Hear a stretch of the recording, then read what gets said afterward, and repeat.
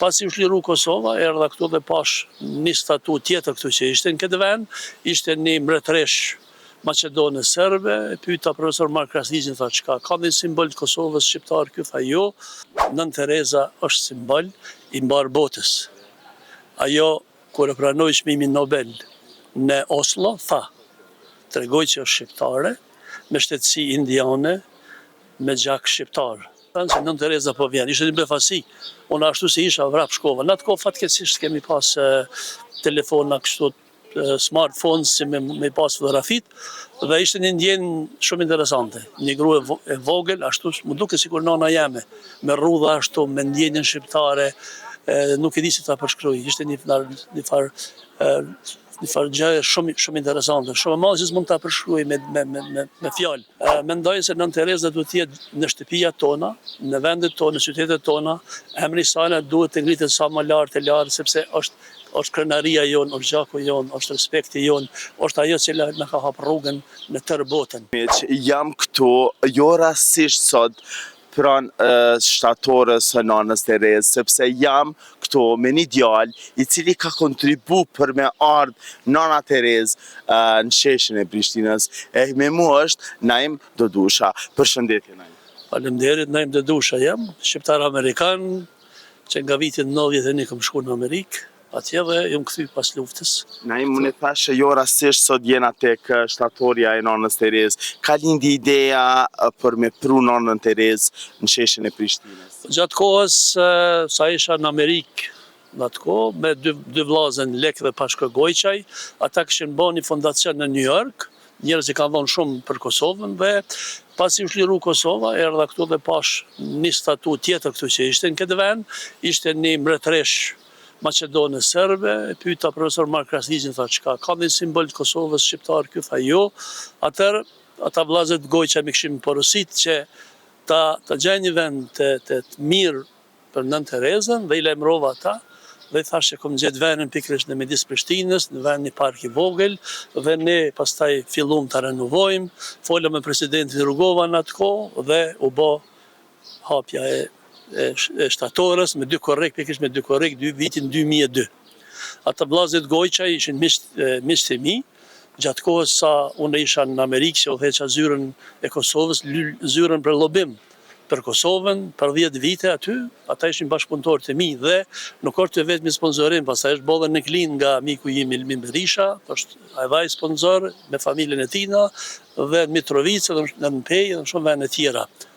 Çfarë ndjenje është me pru një po tham që unë s'kam as emër për me gjetë mbretëresh të shqiptarisë, jo po krejt botës, se Nana Terezë nuk o kanë veç kosovare, po o kanë e krejt botës. Nën Tereza është simbol i mbar botës. Ajo, kur e pranoi çmimin Nobel në Oslo, tha, tregoj që është shqiptare, me shtetësi indiane, me gjak shqiptar, dhe asnjëherë se ka mohu. Nën Tereza u taku me presidentin Reagan, u taku me presidentin Bush, u taku me presidentin Clinton. Presidenti Clinton pas vdekjes së Nën Terezës ka shku te varri i saj dhe ka thënë amanetin tënd e kryva. Çfarë amaneti ka qenë? Ka qenë që t'i ndihmoj Kosovës, t'i ndihmoj popullit shqiptar, dhe ka qenë publikisht.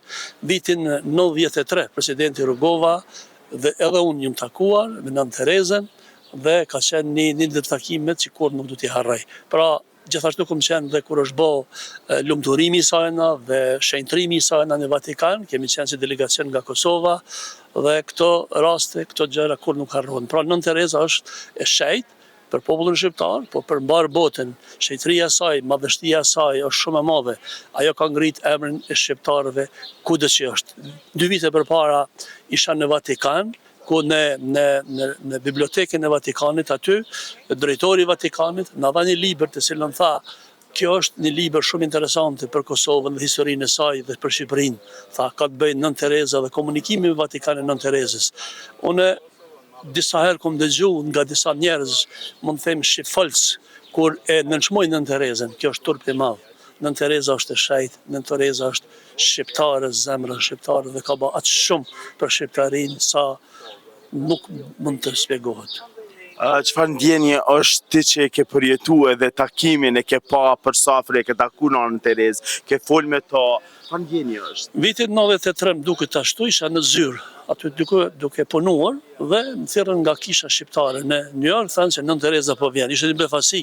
Unë ashtu si isha vrap shkova. Në atë kohë fatkeqësisht kemi pas telefona kështu smartphones si me pas fotografit dhe ishte një ndjenjë shumë interesante. Një grua e vogël, ashtu më duke sikur nana jeme, me rrudha ashtu, me ndjenjën shqiptare, nuk e di si ta përshkruaj. Ishte një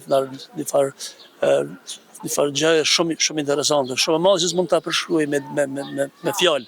Por mos harro, ideja kur u bë kjo se harrova ta them ishte se shumë gazetar, shumë media kanë folë kundra Nën Terezës, apo nuk kanë tregu se Nën Tereza është shqiptare. Kjo ka qenë ideja, bashkë të bim këtu dhe tregojmë se ne është nënë jonë, është bie jonë, është zemra jonë, është gjaku jonë. Nuk du të harroj mas luftës, majori i New Yorkut, kryetari i New Yorkut, ka ardhur këtu dhe para se mu taku me presidentin Rugova dhe me të tjerë, ka ardhur dhe ka vënë lula këtu te Nën Tereza dhe shumë delegacionet e tjera të cilët vinë të vizitojnë Kosovën, vinë dhe përkulen pranë Nën Terezës këtu. Nën Tereza është varrosur në Kalkuta, në Indi atje, ne kemi qenë si delegacion atje, kur është varros dhe çdo shqiptar duhet ta di një pjesë të saj na dhe ne sa herë të lutemi për Nën Terezën. Çfarë mesazhi ju kishte dhënë gjithë njerëzve kudo që janë?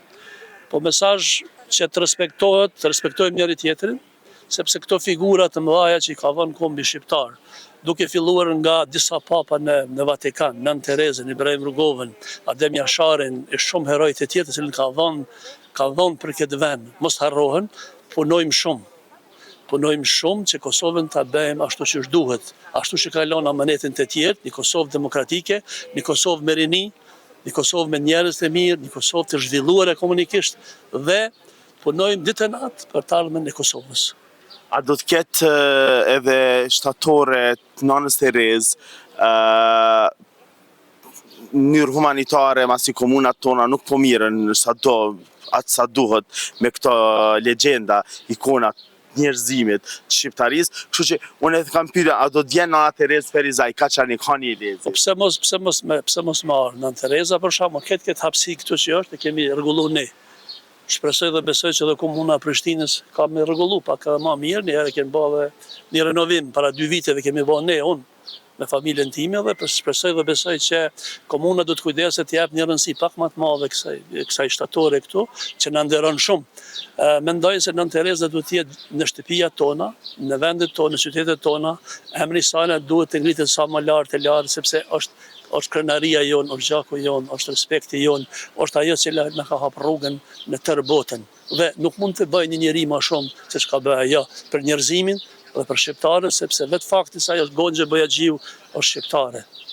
Unë e pash edhe rastisht emrin tonë këto, i cili mundet me marrë përparimi, edhe e pash emrin tonë aty edhe seriozisht është nder për neve, edhe që e pjesë e jona, po edhe që njerëzit si ti vinë edhe nuk i harrojnë Kosovën, vendlinjen edhe kontribuojnë në mënyrë humanitare. Unë vitit 91 kam shkuar në Shtetet e Bashkuara të Amerikës, familja ime ka shkuar vitet e 60 në Amerikë, është përngul nga plave Gusia, nga vullësit atje, për shkak represionit që ka pas familja ime në atë kohë, sepse gjyshi ime dhe familja ime po shkatun nga regjimi Jugosllav në atë kohë, dhe pastaj kanë emigruar në Amerikë. Dhe vllau jem, profesor doktor Yusuf Xedusha, i ka ardhur në Kosovë dhe ne jemi ardhur këtu në Kosovë. Por nga shkurja ime në Shtetet e Bashkuara të Amerikës, nga 91 deri me ditë sotit, çdo gjë kam bërë për Kosovën, ta promovoj Kosovën, ta promovoj gjenocidin serb që bëhet ndaj shqiptarëve të Kosovës dhe tërkohën kom punu që Kosova tjetë e pavarur dhe pastaj të vazhdojmë. Mos harrojmë se edhe Shqipëria ishte okupuar në atë kohë nga një regjim jeger komunist dhe ne nga Amerika atje punuam shumë që në Shqipëri të vjerë demokracia dhe të kenë të drejtë shqiptarët ashtu që meritojnë.